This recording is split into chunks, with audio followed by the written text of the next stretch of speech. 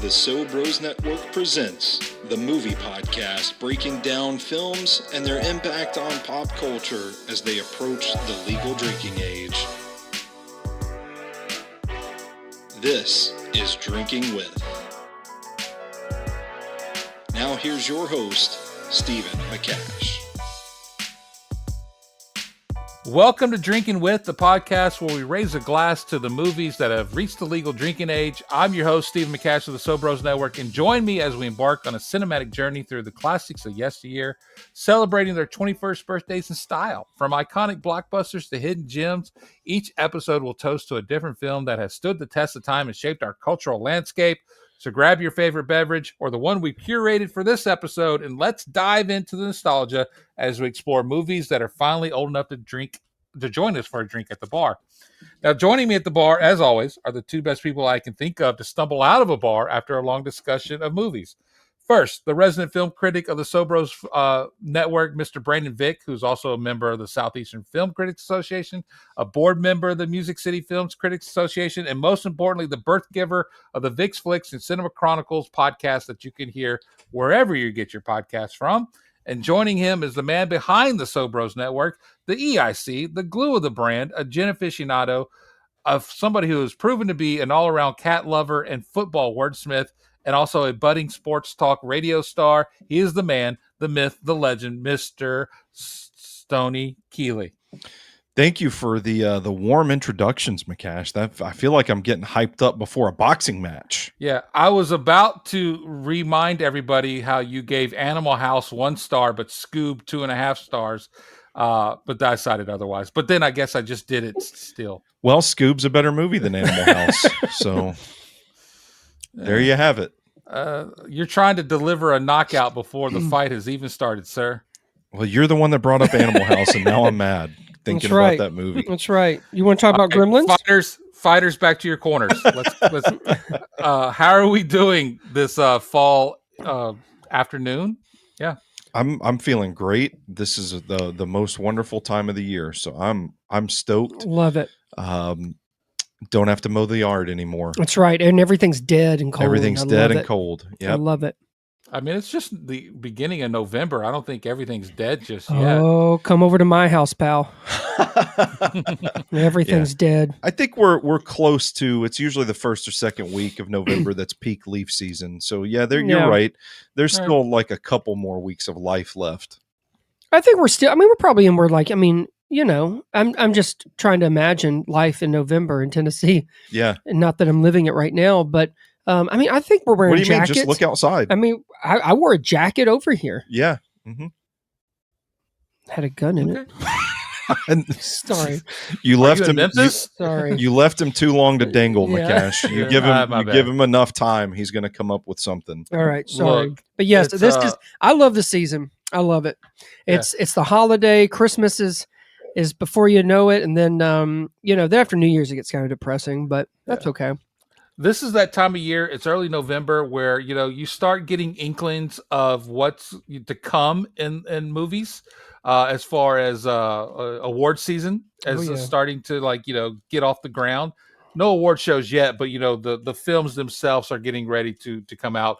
And this is one of those films we're going to talk about today. And we're talking about $1 Million Baby, a 2004 film that you have to put a little asterisk next to it. Because it was really only a 2004 film by like 12 or 13 days, barely 2 weeks, if that.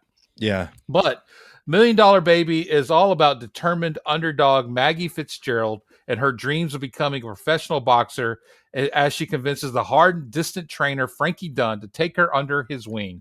As their bond grows tighter, the film explores themes of sacrifice, perseverance, and love and loss. I had never seen this film before. I hadn't either. This was a first time for me too. It's a film I always wanted to come around to, but I'm glad I waited as long as I did to see it because I was a hot mess when this movie was over. Man, the last 30 minutes of this film are just, the knockout punch. It's a knockout punch. Like I got in an emotional state and stayed in an emotional state for like 30 minutes of the back half from the match till the end. And it is, It's rough. Yeah, the first hour and a half or so, I'm like, all right. And I knew coming into the film, like, what happens to the character of Maggie in the end of the film. But at the first hour and a half, I'm like, I don't think we're anywhere near the dramatic turn this film needs. Yeah. And then, bam. It just happens. And it raises really difficult questions you'd have. Like, you put yourself in these shoes of the characters, Maggie and Frankie both, and you think about how you would approach something like that in the moment, and it's a very harrowing exercise. This is one of my favorite films of all time. This is probably my favorite Clint Eastwood movie, period. Yeah. Wow, that's saying a lot. Yeah. Well, yeah, in his younger days, not some of the stuff he's made since Gran Torino, but Gran Torino's up there and Mystic River's up there. I really enjoy those, which obviously he directed them all, but is only in two of them. But yeah, I loved $1 Million Baby. I loved it when I saw it. The fact that it won some Oscars is no surprise, but I think it still holds up. It's still beautifully done, directed, written, acted. I mean, everybody. I not that I didn't appreciate him then, but I was really kind of in tune more of Morgan Freeman's character this time around, more than just with Frankie and Maggie, because he plays such a pivotal part, and you kind of understand why he's telling you this story at the end, but also what I think in story-wise, what he represents to both of these characters for them to go on this journey together, to ultimately why the decision has to be made. And yeah, I mean, they're great. And I know we'll talk about it, I'm sure, on down, but there's some familiar faces in this not doing what they're mostly known for. Yeah. Definitely we'll get to that when we talk about the cast. But first of all, it was directed by, like you said, by Clint Eastwood. It was written by Paul Haggis, who also wrote Crash, which won a bunch of Academy Awards. Yeah, he's written a number of James Bond films, including Casino Royale, Quantum Solace. But he got his start in TV writing for shows like L.A. Law, 30-something, Who's the Boss, as well as iconic cartoons such as Richie Rich, Plastic Man, and the Happy Days cartoon. Wow, what a resume! Well, he directed Crash too. He became an Oscar winner. Yep. You mentioned the cast. We'll get to that real quick. Hilary Swank as Maggie. You had Clint Eastwood doing double duty as director and as Frankie Dunn. And then Morgan Freeman, who's your narrator throughout the film, but he's also obviously on screen as Eddie Dupree's. And then there's an eclectic group of co-stars, people that I did not expect to see in this film and did not know they were in the film before watching it recently. Jay Baruchel, I think that's how you say his name, who I know from Almost Famous, She's Out of My League, Tropic Thunder especially. Yeah. And This Is the End. Yeah, Knocked Up, right? Yep. And the voice of Hiccup. That's true. Don't forget. And then you have Anthony Mackie, who is known from Hurt Locker, the Notorious B.I.G. film, Captain America, and variety of Avenger films in the MCU. Yeah. Those are two names I didn't think to see. And I mean, Margot Martindale shows up. Michael Pena's in this as well. Oh yeah, I forgot. He's Anthony Mackie's buddy. Yeah. I did not even realize Big Willie was Mike Coulter. I didn't really catch it. Luke Cage. Oh yeah, I did. Yeah. Yeah. Again, they're skinnier. Yeah. Not as muscular. With Margot Martindale, I'm actually in a film with her that I do not remember her being in. She was in The Firm. Wow. Oh wow. I feel like she's been in a ton. Like, she's just a familiar face, but she ended up finding some. I forgot what limited series or show it was in, but she started, like, her name started to come up a lot, and then I kind of still remember her in films now. But and let me tell you, she is a hoot in Cocaine Bear. Yes, she's Cocaine Bear. She was in The Americans with Kerry Russell. That's it. That was the one.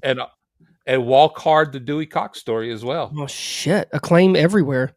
You mentioned Michael Pena, who mostly I loved him in End of Watch, but he was Me also too. in American Hustle, Yeah, Chips, and Ant-Man. Yeah. And then lastly, another comedic presence, which I did not see coming at all, was Ricky Lindholm, who is one half of the comedy duo Garfunkel and Oates, but is also known from her appearances in the Knives Out film and Wednesday. Yeah. That was, like you, was a little taken aback by that. Some of the choices, like for this to be such a dramatic, heartfelt film, and then you see some of these actors pop up. It's kind of like, what movie am I in? Yeah. But now, this would be the beginning for a lot of them too. So I guess that's why none of them look familiar. 2004 or 5, but that's what I was going to say. In 2004, I would have not known who anybody was outside of Clint Eastwood and Morgan Freeman. You didn't know Hilary Swank?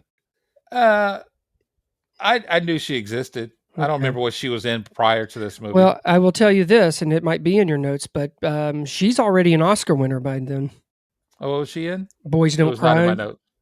Oh, yeah. I never saw that. She won Best Actress for Boys Don't Cry. What's she doing these days? She was in some Alaska show, like a detective thing.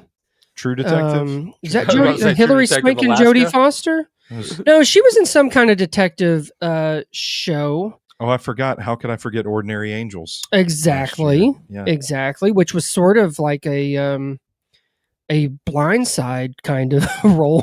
It was weird. Alaska Daily. That's it. Yeah. I knew it was Alaska. Never heard of it. I haven't either, but I did know that I think it was on Hulu or something, but I did remember seeing her, but I don't know. I mean, she's a 2-time Oscar winner, but it's kind of, she did The Core. Remember that classic sci-fi? Supposedly she's in Yellow Jackets.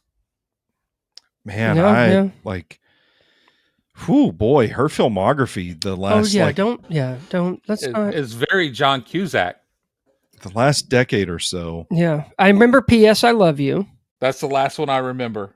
That was 2007. Out of the list I'm looking at. But she...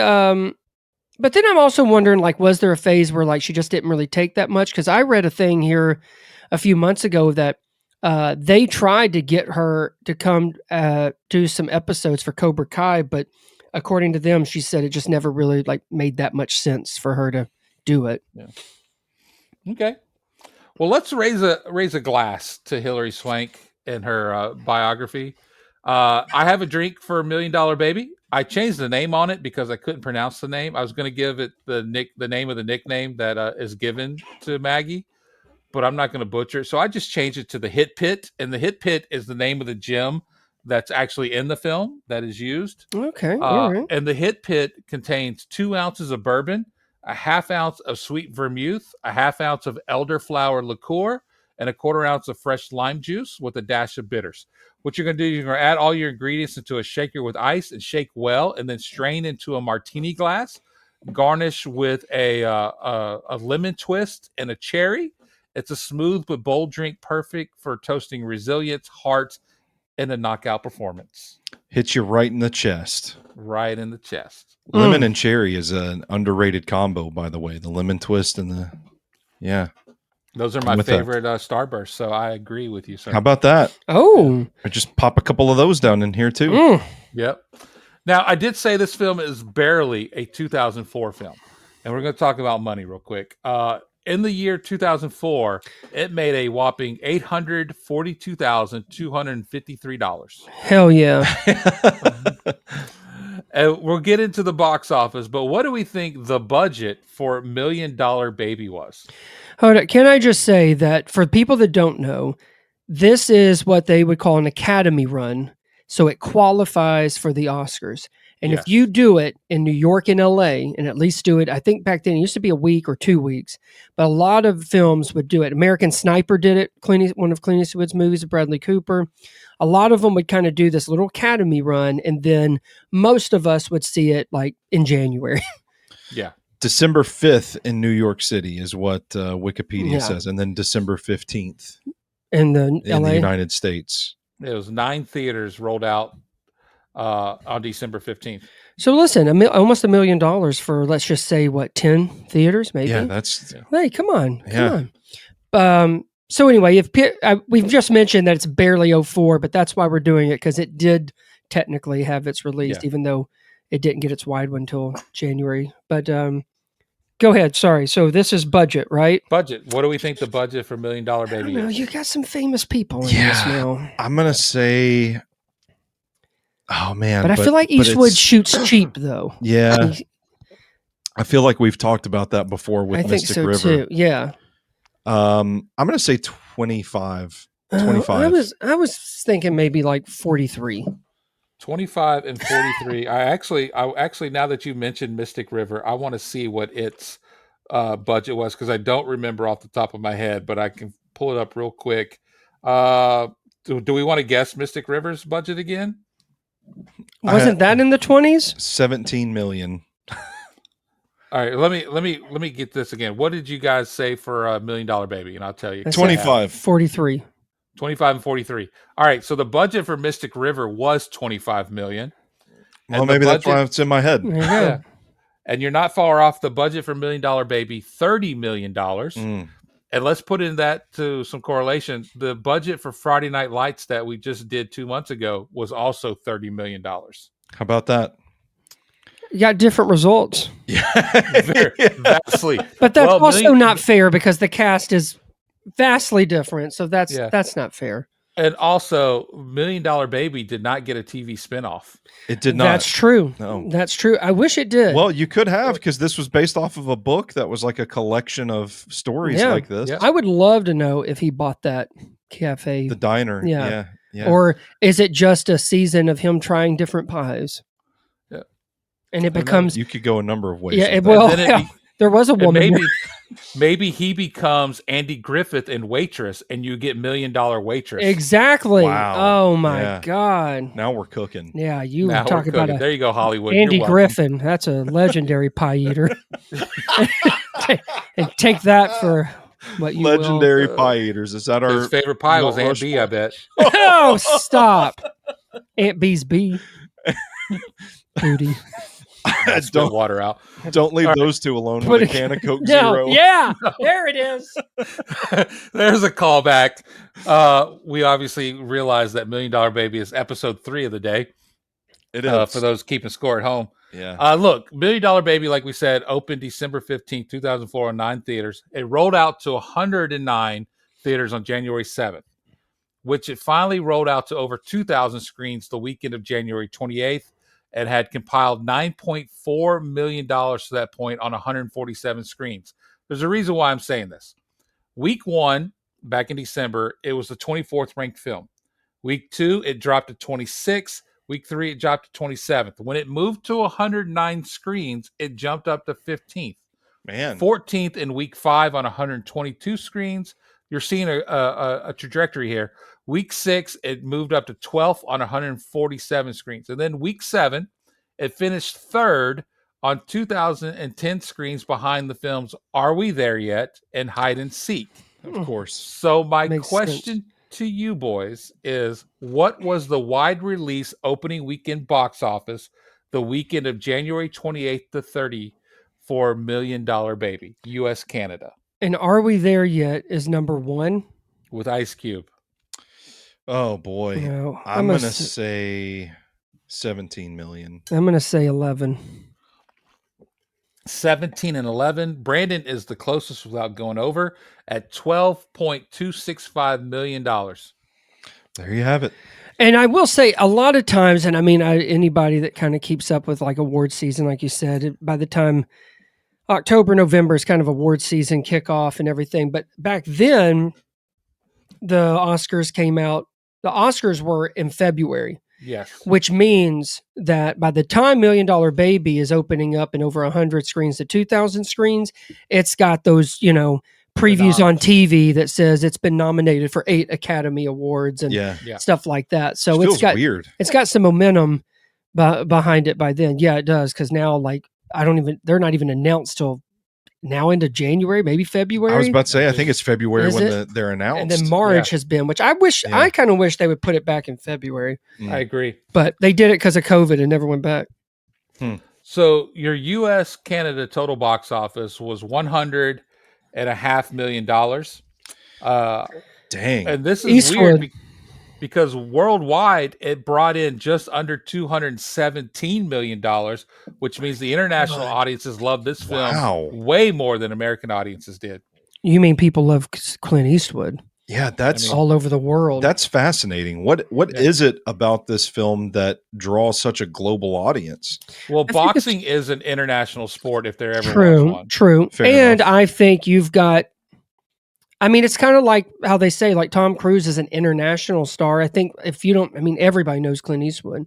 Even if you don't, I think fans of his just show up anyway. Yeah. Most of them are dead now, but or maybe it's because a lot of the world is like Brandon and they love to see women die on film. Could be. Yeah. They're like, wait a minute, Hillary Swank dies in this? Okay, come on, kids. Come on. Yeah. Come on, kids. Kids, everybody, come on, let's go watch. So the French especially loved this film because they brought in $22.1 million. Our friends in Spain, $16 million.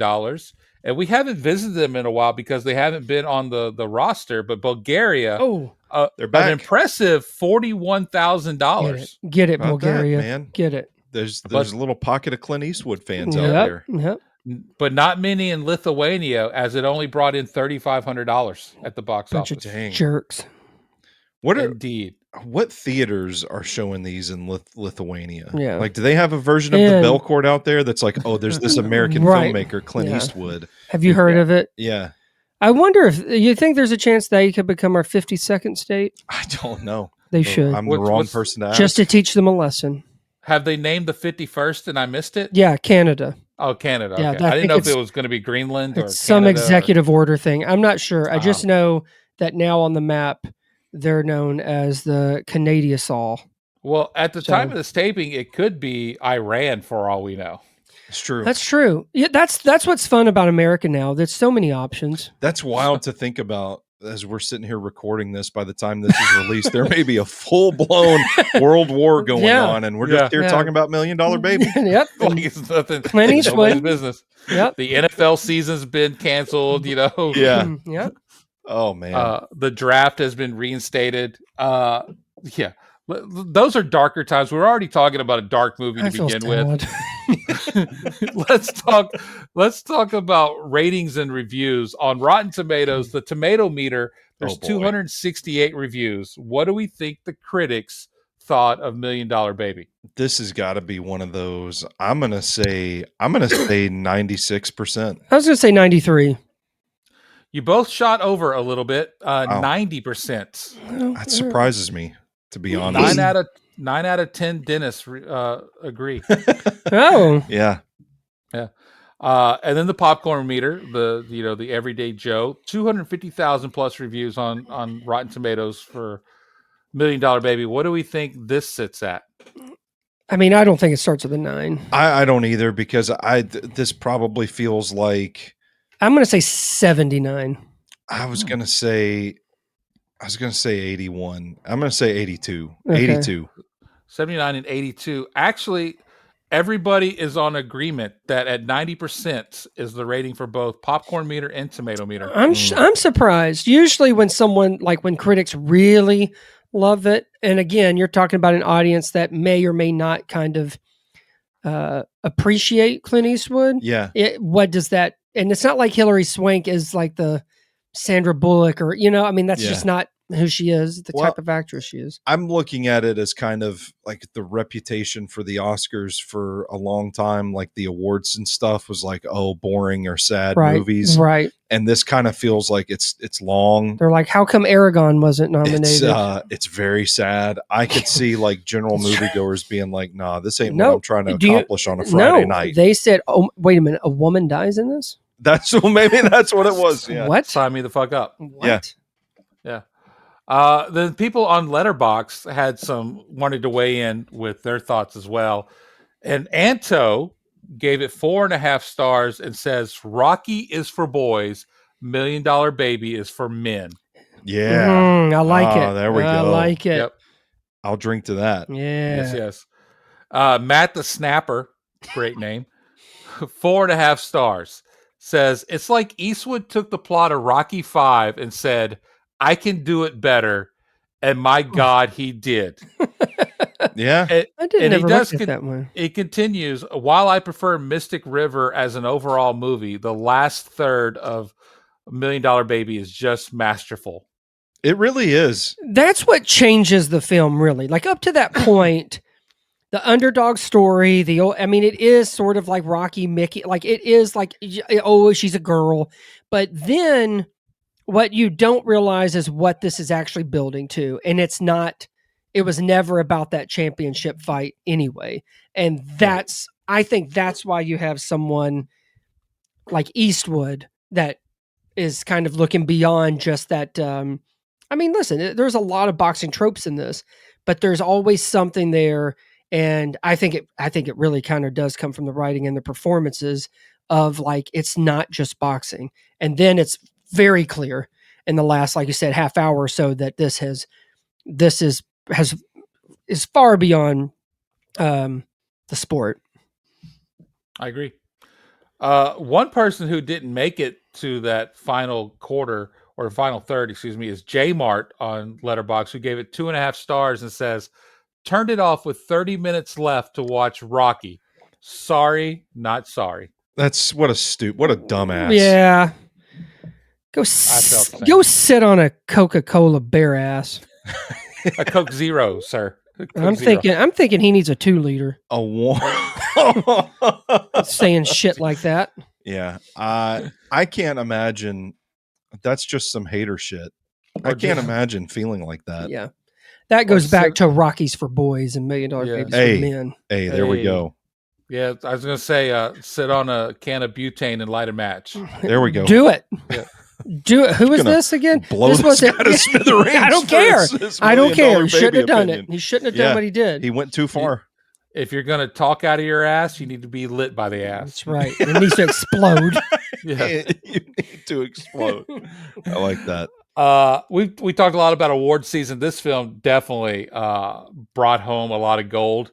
Academy Awards specifically, was nominated 7 times, winning 4 for Best Film, Actress, Supporting Actor, and Director, making Clint Eastwood at the time the oldest person to win Best Director. I don't know if he's been bested since. I didn't do that research, but I know he's old as dirt now.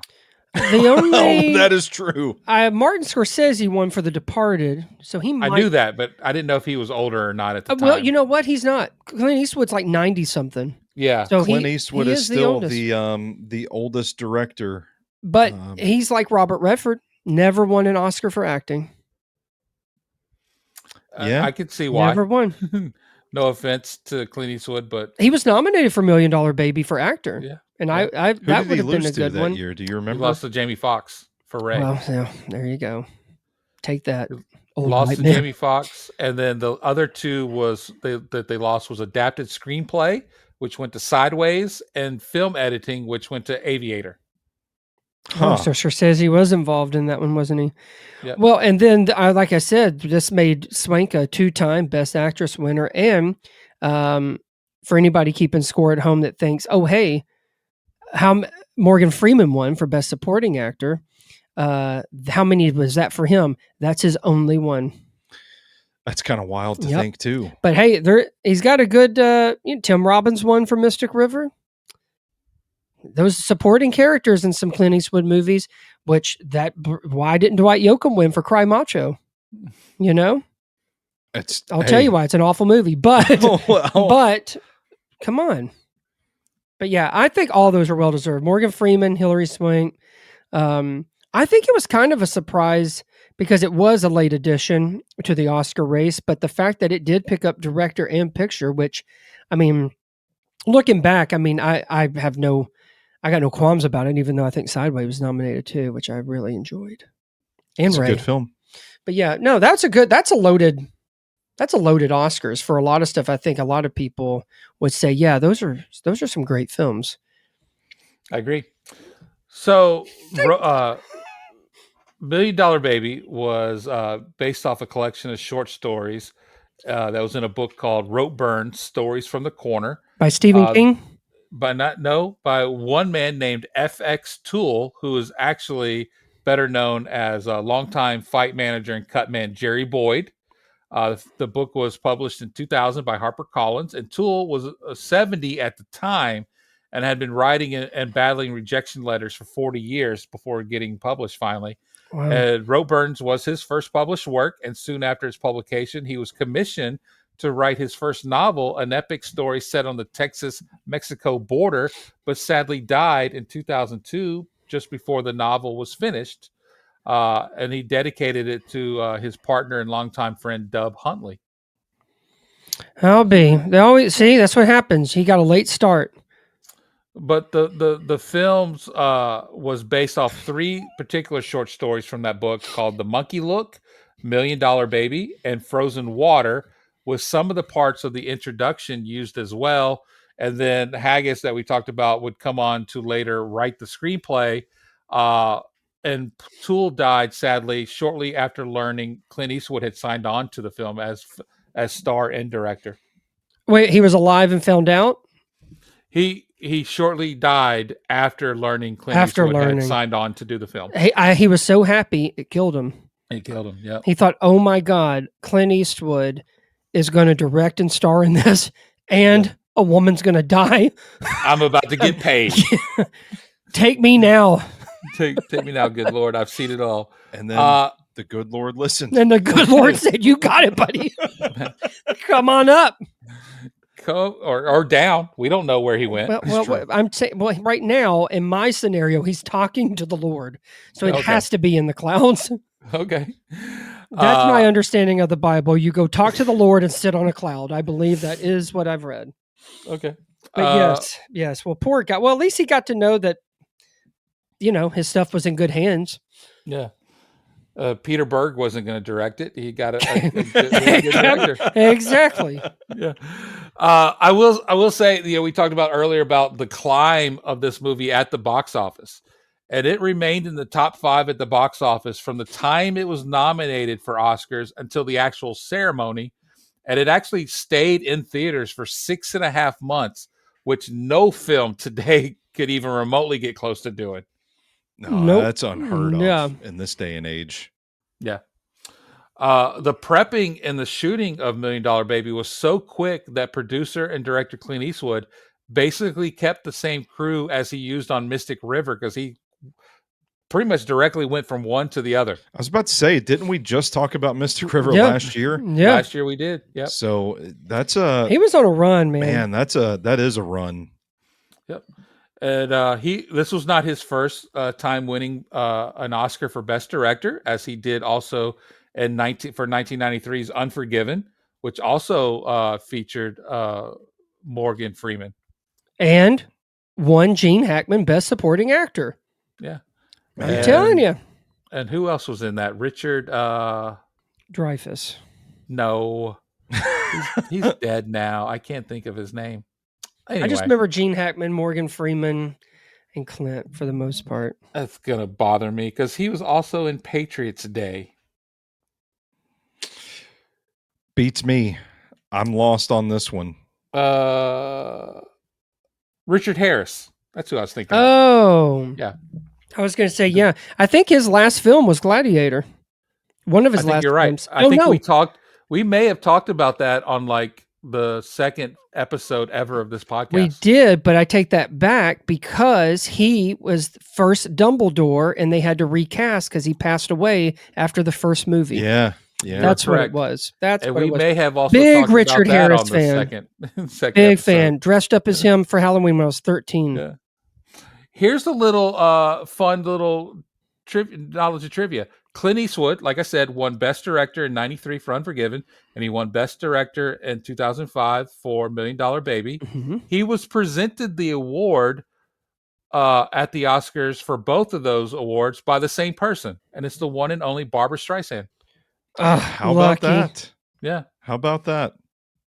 And this is one of 2 boxing films to ever win Best Picture at the Academy Awards. The Best Picture, the other one, are we supposed to guess, or are you going to tell us? I thought I put this in my notes, but I don't have it in my notes. But I think it's one of 2 movies. I think it was Rocky, wasn't it? Rocky won Best Picture. Did it? I think so. Yeah. Well, now we're gonna have damn it. I can't believe I don't have this It in won. my notes. Rocky won Best Picture okay. Oscar at the 49th Academy Awards in 1977. That was not one of my two. I was thinking either The Champion or Raging Bull. I don't know. I went blank on fucking Rocky of all movies. And he is a Stallone is an Oscar winner, I thought, but I thought he had won Best Actor, but he hadn't. He was nominated for Best Actor and for Best Original Screenplay because he wrote it. Yeah. But I don't think he's an actual winner. Well, no, because that was why the Best big supporting deal actor for Creed. Wasn't it? Yeah. But then I thought it was like the acting thing. Like, yes, like Ben Affleck, he's won an Oscar for Argo because it won Best Picture and one for writing. But no, Rocky won. He did win Best Picture and it did win Best Director as well. Well, Affleck also won for Good Will Hunting, didn't he? Because him and Matt wrote it. He did, yeah. But I just mean Affleck's never won for acting. Oh, gotcha. Yeah. The guy from Geely has never won a Best Actor award. That's hey, weird. Come on. He's turned into a great director. Yeah, he was nominated for for acting. Gone Girl? Yeah. Oh, I don't know if he's been nominated for acting actually. Yeah, I don't know. Okay. Was he nominated for Argo? We may never know. No, for actor. The big deal was he wasn't nominated for Best Director. Yeah. But anyway, Drinking With episode about Argo, Go ahead. Sorry. I was going to say Clint Eastwood though was nominated for Best Actor for $1 Million Baby, and he, out of all the nominees, was the only one that played a fictional character that year. Yeah, well, that's true because there's a Ray Charles. Yeah, there is a Ray Charles, and there is a what's his name from The Aviator. Not DiCaprio, Leonardo but DiCaprio. The guy who plays. What's Jesus! his name? I just went. Yes, and then like two other Hughes. people. Hughes. Yeah, last name's Hughes. Howard Hughes. Howard Hughes. Is this when Johnny Depp was in Finding Neverland? I believe so. Am I on a roll here? I think you are. Okay. Except for the Langston Hughes part. Yeah. To confirm, Ben Affleck has never been nominated for an Academy Award for acting. That's kind of unfortunate. I don't know. Yeah, I don't know. We could have done The Town, couldn't we? I love The Town, but no. I do too. I talked about Eastwood getting his awards for director from Barbra Streisand. Producer Albert S. Ruddy won his second Best Picture award for $1 Million Baby. His first award was for The Godfather, which was presented to him by Clint Eastwood. Oh my God. Circle of life. If you stay in this business long enough. Yeah. Yep. My God. And Clint Eastwood, I think, has outlived everyone, including Barbra Streisand. Yeah. Well, yes, but not November at the time of this taping. Yeah.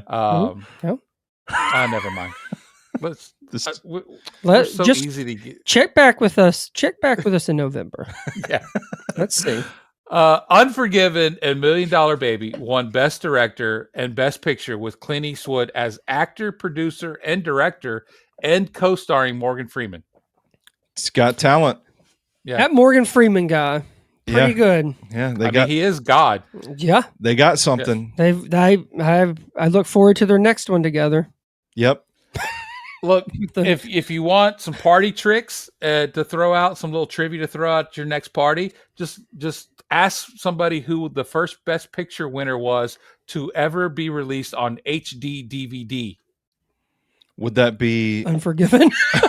It would not. It would be $1 Million Baby. It was also the first Best Picture to ever be released on Blu-ray. Oh, and I just got that recently. I would like to add that to my collection. Yeah, that's a good one. That's a good one to have. This is the film debut of Mike Colter, who is best known for his work on Luke Cage and the Netflix show Evil. I never saw Evil. I haven't, but Evil's been a big. I think it was on CBS. Now I think it's considered Paramount Plus show, but that's a big. It's got at least a handful of seasons. But I've never watched it either. I've never watched it either. I wish they'd bring him back to the Marvel stuff as Luke Cage. That was one of the few Marvel. I like that one. I like that one quite a bit. Yeah. Well, did you know that Clint Eastwood with his win for Best Director, became the 12th person to win multiple Best Picture Oscars for directing. So just the 12th person to do it in Yeah, that's won multiple. 2004. That's Yep. won multiple So Best that's- Picture Oscars. That kind of surprises yes. me. Kind of Well, surprises yeah, me a well, little bit. yeah, You think about the exhaustive history I was of the going to Academy. say, yeah, but you got to. I mean, Francis Ford Coppola would be up there, I would imagine. Spielberg. He's one of them. Spielberg is not. Spielberg's not. Nope. Oh, I thought he won a couple. You're- Saving you're Private Ryan, 12. the only one. And some of these I've never heard of, but Frank Lloyd, Okay. Frank Capra, Okay. Yeah. All right. William Wyler, Yep. Billy Watt. Yep.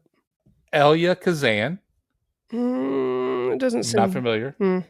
Vincent Minnelli, who I'm guessing is what's her name's dad? Liza's.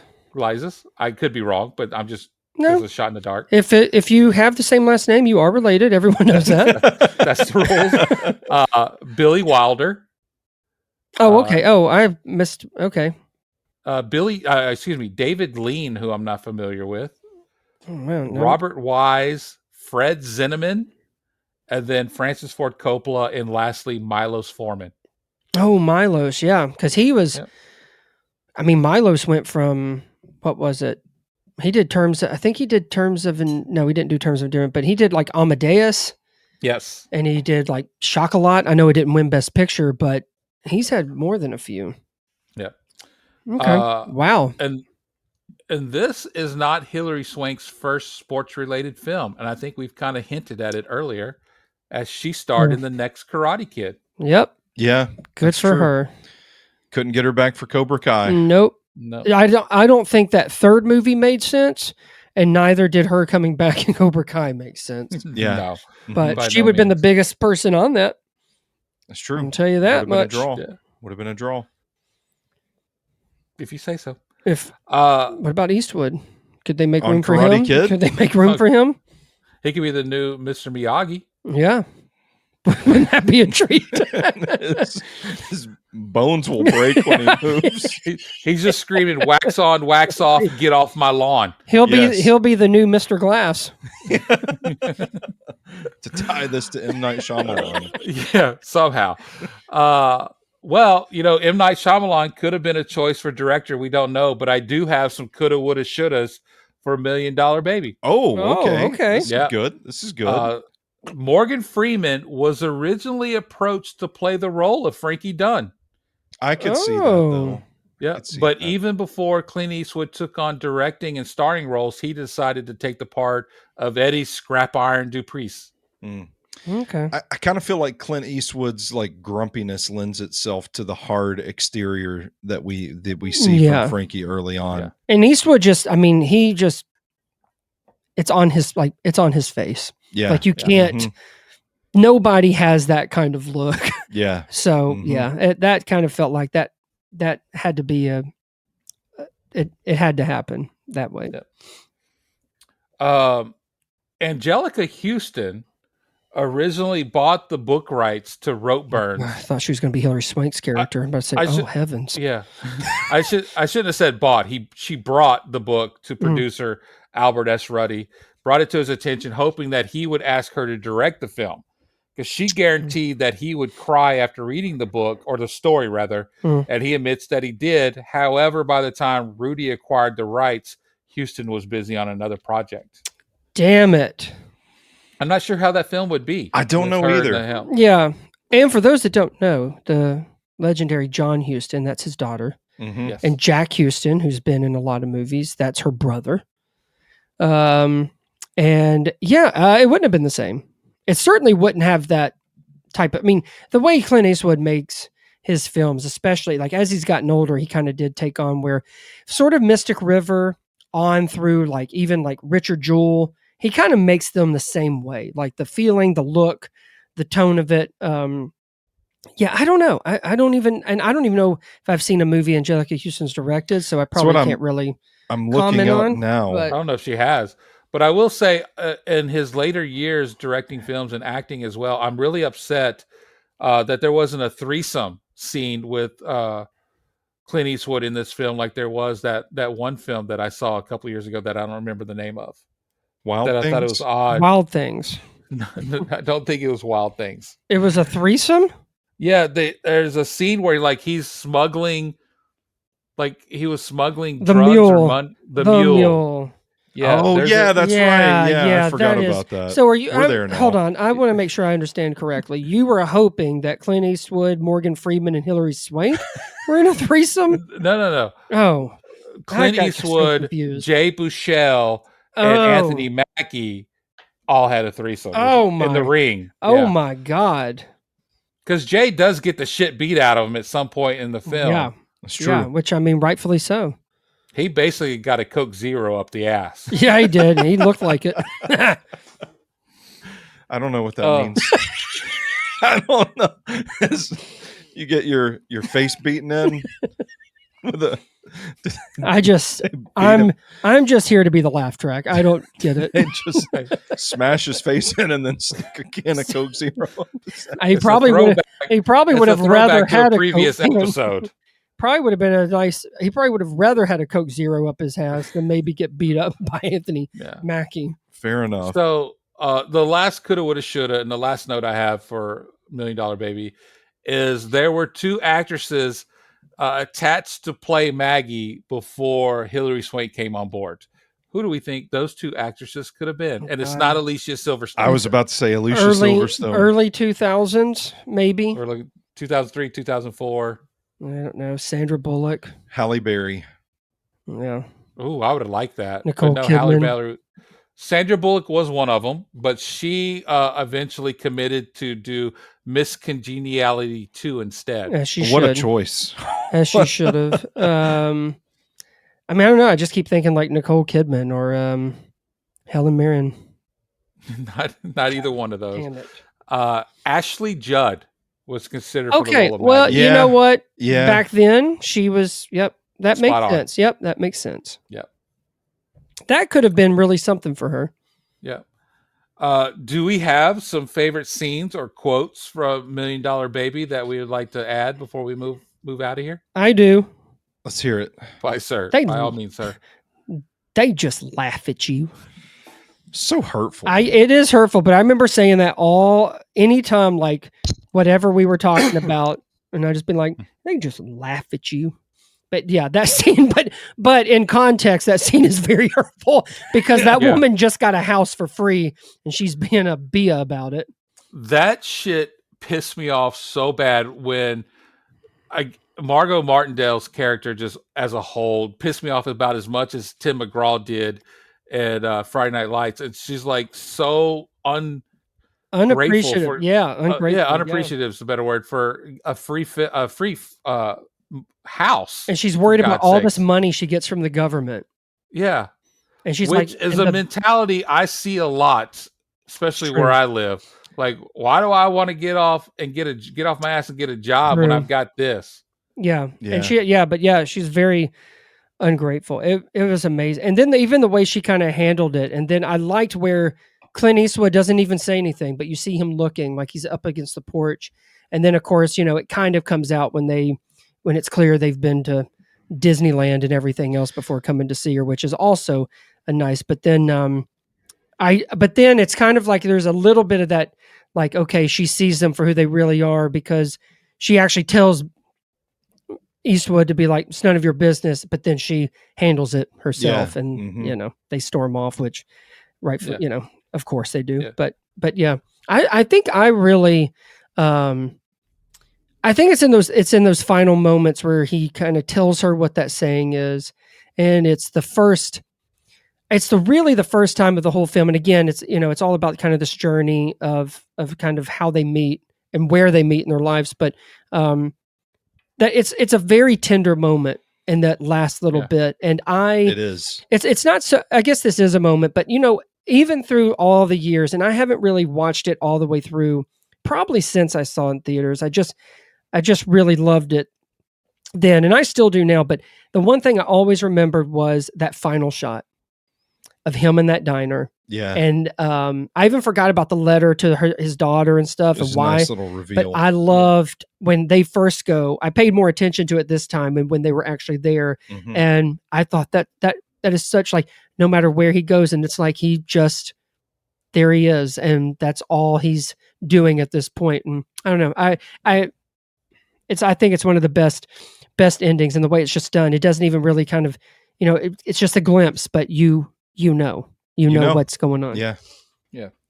The phrase or name that he's given to her, I wasn't even going to attempt to butcher the pronunciation of it, but it translates in Irish or Gaelic to "my darling" and "my blood," which literally means "my pulse."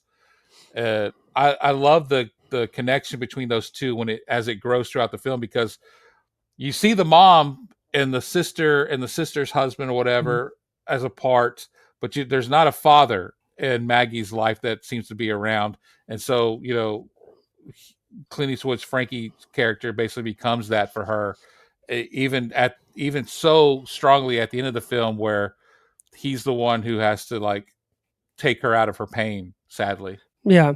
But I love how, and of course the reveal is very thought out, because by the time you get to that scene, it hits hard. Yeah. Yeah. Mm-hmm. Well done. Well done, Clint. Yeah. Good job, Clint. Thanks for making me cry, because my dad didn't have the injury that obviously Maggie took. Diabetes, thanks to his exposure to Agent Orange in Vietnam, kind of slowly derailed his life, where he became bedridden for such a long time. And he collected those sores like you see on Maggie throughout the end of the film, where his legs had to be amputated as well. Now, luckily, other things was actually what ended up taking his life, and not me going into his assisted living center or nursing home and popping him with a shot, happily, I should say. But yeah, those correlations of the two made me say, fuck you, Clint Eastwood, but you still made a beautiful movie at the same fucking time. Yeah. So before I get teary-eyed, let's talk about our favorite boxing movies of all time. I think this one was pretty easy for me. I would put $1 Million Baby up there. I would put Rocky up there. I would put Cinderella Man in there, and I would put Creed up there. So I have Rocky, $1 Million Baby, and Creed. I went back and forth on Cinderella Man, and the one that I finally landed on, just because I think it's an overall better film, is The Fighter. Yes. With Mark Wahlberg and I never Christian saw Bale. that one. But I want to say too, sorry. Well, McCash, go ahead and say yours first, because there's another one that I think a lot of people, they'll listen to this and be like, why isn't that on there? And anyway, Alex. You got thoughts? Well, I basically haven't seen it. I haven't seen it all, and so I can't do it. But I have a feeling it would be on most people's Mount Rushmore. But go ahead, McCash, in case you have it. I do have Cinderella Man. Okay. I do have not the Mark Wahlberg, The Fighter, but the Christian Bale, The Fighter, because I think he's the real star of the film. Oh, I see what you did there. I see. I was about to jump on that, but and then I have The Champ, which was Ricky Schroeder's as a kid. His dad's like a fighter. I forget who played the lead role in it. Anyway, it's a beautiful, sad, touching film. And then I went with a film. I don't know if either of you guys have heard of or seen this film, but it's a boxing comedy called Diggstown. Nope. I don't think so. Nope, I haven't seen it, but I'm not sure if I know what it is either. It's oh God, what's the actor's name? He was on Sesame Street, and Big Bird. He was in that Richard Gere Officer and a Gentleman film. Louis Gossett Jr.? Yes, Louis Gossett Jr. is in it. And he plays, kind of an older, washed up boxer alongside James Wood. James Wood is from 1992. Yeah, it had to be old. And that's on Mount Rushmore instead of $1 Million Baby. It's a film that I worked in a movie theater at the time it came out in high school, so I saw the movie 20 times. Yeah, so it has nostalgia for me as well. Yep, that'll do it. That'll do it. Yeah, that's. We'll accept that excuse, even though I don't know if I think I would chisel that shit off of your own. And neither one of you have fucking seen it, so you can't speak on it. No, and the movie I was talking about is De Niro's Raging Bull. Yeah, but I just haven't. I haven't watched it all the way through, so I just didn't want to do it. So, but yeah, this one kind of came pretty easy. But I'd say $1 Million Baby is my favorite of all. Nobody mentioned The Hurricane. I feel like that was The Hurricane and Ali. Yeah, Ali too. But yeah. I think I like the Hurricane better. But yeah, again, just overall enjoyment. And also, I think kind of like, with all of ours, it's kind of like not the best, but it's our favorite. So I'm like, you associate so much stuff with Rocky, even though, I'm sure the Hurricane was probably made better. But do you have any of that without Rocky? Yeah. You know what I mean? Oh, yeah. And I think there's a lot to say about Raging Bull too, that I've just seen over the years. But like I said, I haven't sat and watched all of it. So I can't do it. There you go. Can't do it, De Niro. Is this it? We're live, pal. That's what I was trying to get to. Is John Voight played the lead in the Champ alongside Faye Dunaway and Ricky Schroeder. Oh, Faye Dunaway's in it. Nice. Yeah, it's from 1979. Yeah. Oh God. Okay. Wow. I highly recommend watching that if you like, especially if you liked $1 Million Babies, and it's the kind of the dark themes, heavy themes that are throughout the film. And if you like a sane John Voight. That could be that might pique your interest too. Lost his fucking mind. Well, gentlemen, that's all I've got for $1 Million Baby, unless we've got something else we want to add before we get out of here. I know we're up against the clock. I'm happy with the sanity of John Voight. John Voight is running through the streets of Iran with a shield right now. Yeah. I'll leave that with you. Yeah. Hey guys, thanks for listening. Make sure you check us out on Nashville Movie Dispatch and SobrosNetwork.com, where you can find all of our work. Most importantly, subscribe to Drinking With wherever you get your podcast fix. Leave us a rating and review so we know what you think about the show, and let us know what movie that's turning 21 that you would like us to discuss. So, gentlemen, tell these fine folks where they can find you in the internet. At Stoney Keeley, everywhere, and at Sobros Network, SobrosNetwork.com. And on Twitter, at Sir Brandon V, and Sir Brandon on Letterboxd. So cheers to another episode of Drinking With. You can find me on X at MC_. Man, it's been a while since I fucked this up. At MC_Cash75. On Letterboxd at Stephen McCash. Again, this is Drinking With, where we've explored the films that we have come of age, just like a fine wine. As we raise our glasses to movies turning 21, we've laughed, reminisced, and maybe shed a tear or two over this timeless classic. I know I did while watching it. So until next time, may your drinks be cold, your conversations lively, and your movie nights unforgettable. Drink responsibly, and remember, age is just a number, but great films are forever. We'll see you next time, but I've got to go return some videotapes.